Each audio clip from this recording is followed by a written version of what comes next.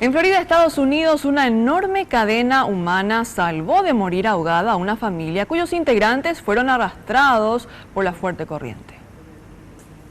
Más de 80 personas se sujetaron con fuerza en el agua para alcanzar a 9 integrantes de una familia, entre ellos niños, que no podían salir por sus propios medios ante la fuerte corriente.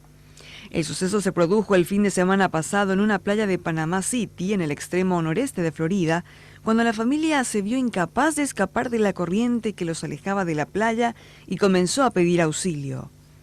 La resistencia de la familia, compuesta por padres, hijos y sobrinos atrapada en el mar, se iba agotando en una lucha desesperada por mantenerse a flote, pero gracias a la formación de la cadena humana no hubo que lamentar víctimas.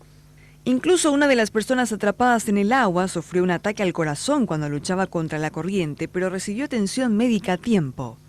La salvación de la familia Ursi completa se produjo gracias a la rápida reacción de 2 bañistas, Jessica Simons y su marido, quienes decidieron actuar de inmediato ya que en el lugar no había salvavidas. Fue la cosa más asombrosa que he visto. Estas personas nunca se habían visto antes y todos confiaron unos en otros para rescatarlos.